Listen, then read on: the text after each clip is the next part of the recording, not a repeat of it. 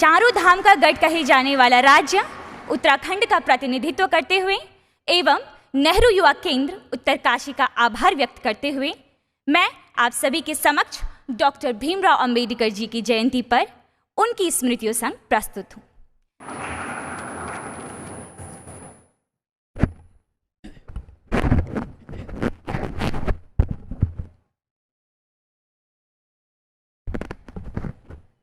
देवी सुरेश्वरी भगवती गंगे त्रिभुवन तारिणी तरल तरंगे।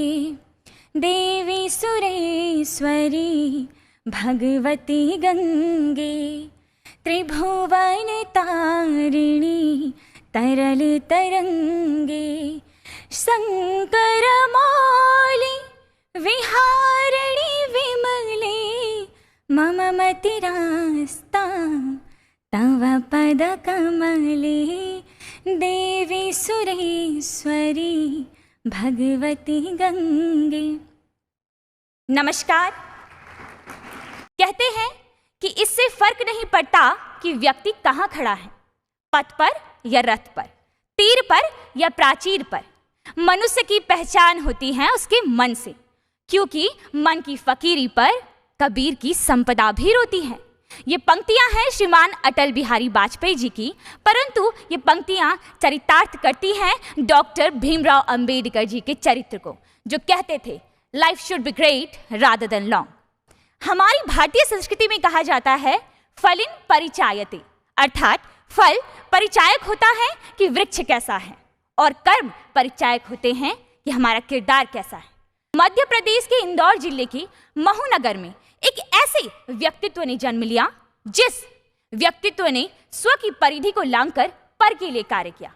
एक ऐसा व्यक्तित्व जिसे संघर्ष कभी झुका ना सका, और आज हम उन्हें अनस्टॉपेबल मैन के नाम से जानते हैं, जो हमेशा कहा करते थे कि यदि मुझे अपने आप और देश की आज़ादी में से किसी एक को चुनना पड़े तो मैं देश की आज़ादी को चुनूंगा, और यदि देश की आज़ादी और दलित उत्थान में से मुझे किसी एक को चुनना पड़े तो मैं दलित उत्थान को चुनूंगा, क्योंकि ऐसी आज़ादी किसी काम की नहीं जिस आज़ादी में समानता का अधिकार ना हो। ऐसे देवतुल्य स्वतंत्र भारत के प्रथम न्याय मंत्री एवं संविधान सभा के जनक डॉक्टर भीमराव अंबेडकर जी की जयंती पर आप सभी को हार्दिक बधाई। यदि बात बाबा साहिब के बचपन की जाए तो उनका बचपन कई यातनाओं में बीता, परंतु तब भी उन्होंने अपनी शिक्षा को नहीं त्यागा, क्योंकि उनका मानना था कि शिक्षा उस शेरनी का दूध है जो पिएगा वही दहाड़ेगा। इसी सोच के चलते उन्हें लंदन स्कूल ऑफ इकोनॉमिक्स से डॉक्टर ऑफ ऑल साइंस की डॉक्टरेट भी प्राप्त हुई। बाबा साहिब कहा करते थे that cultivation of mind is the ultimate aim of human existence. यह कथन उनकी बुद्धि की स्थिरता को बताता है। मान्यवर, आप विचार कीजिए कि जिस व्यक्ति के साथ बचपन से ही अमानवीय व्यवहार होता आया, उन्होंने तब भी अपने मन में कभी भी नफरत को नहीं पनपने दिया। उनका मानना था कि नफरत एक कमजोर दिमाग का खेल है। वे अंत तक एकता व भाईचारे की बात करते रहे।